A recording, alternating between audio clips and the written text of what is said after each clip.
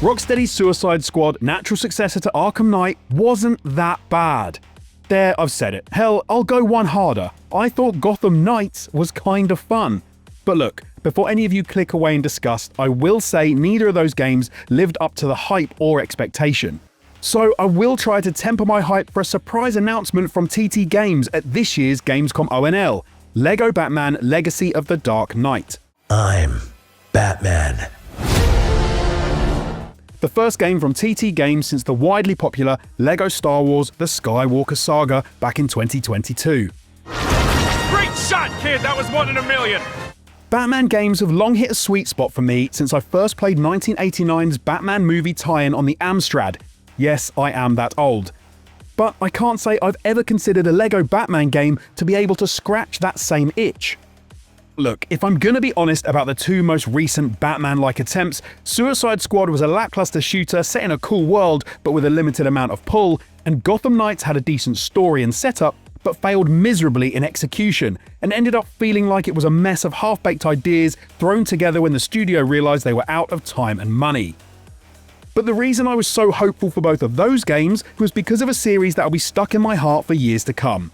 The Arkham series. Except Origins, which wasn't made by Rocksteady, it was WB Games Montreal, and just kind of felt wrong, like it wasn't bad, but it wasn't good, but...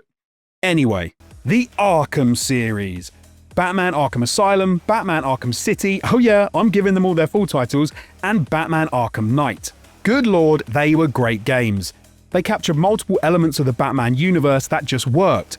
The locations were dark and gritty, the rogues gallery of enemies was filled with top-tier bad guys, the vehicles looked cool, the stealth was good, the side quests were fun, some elements were kinda scary.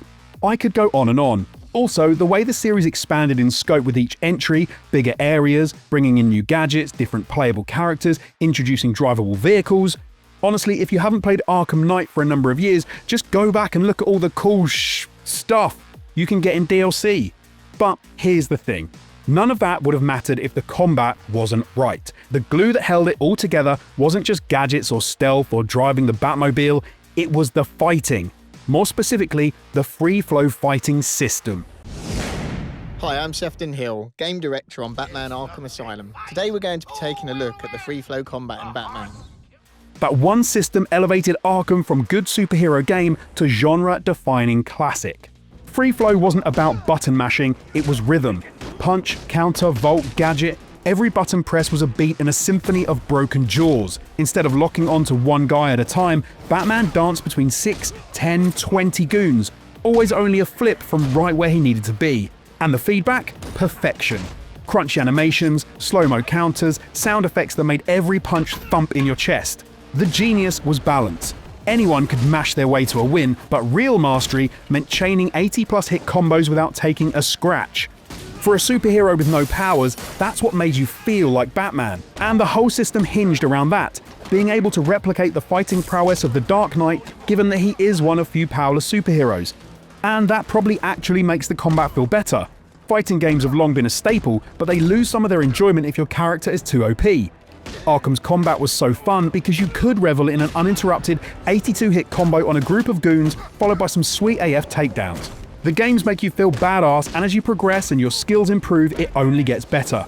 I genuinely would be hard-pressed to find a game that could compare, but subscribe to the channel and you can see me trying a list later this week of games that had kick-ass melee systems. Plug aside, the reason we're here, the reason I've already drummed my love of the Arkham games into your earholes, is because I think LEGO Batman Legacy of the Dark Knight may be it. It may be the spiritual successor we've been waiting for. Yes, in a kid's game. And why not? The feel of the Arkham series was hugely reliant on that melee combat system, and the devs for Legacy of the Dark Knight have directly referenced the Arkham games as their inspiration, but have said they're also bringing their own LEGO approach to it. And here's where it gets interesting. LEGO games have always been fun, but let's be real, the combat was mashy and kind of forgettable. If TT Games can bolt even half the rhythm and precision of Arkham's free flow into LEGO Batman, while keeping that slapstick charm, this won't just be another kids game. It could be the most ambitious LEGO title ever made, and maybe even the first to stand toe-to-toe with Rocksteady's legacy. So what's the game about? Slated to release in 2026, it'll see you take Batman from Origins to Legend. More focus is being put on specific characters too. Gone are the hundreds of brick-faced fellows. Instead, you'll be able to play as 7 core characters: Batman, Jim Gordon, Batgirl, Nightwing, Robin, Catwoman, and Talia al Ghul. This concentration on characters bodes well, as it may suggest more time and effort is being put into making sure each controls just right. The open world of Gotham City, recreated in LEGO form, isn't a first for the series, but this time it's bigger, spanning 4 islands, and it's set in a much more immersive city than they were ever able to do before, thanks to the tech built for the Skywalker Saga. And of course, you'll be facing off against the big bads of Gotham, including Penguin, Bane, and of course Joker. You merely adopted the dark.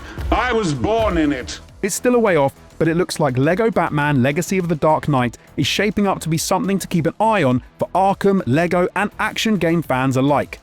And if you're still here after all that, why not drop a like and a subscribe, and I'll speak to you again real soon.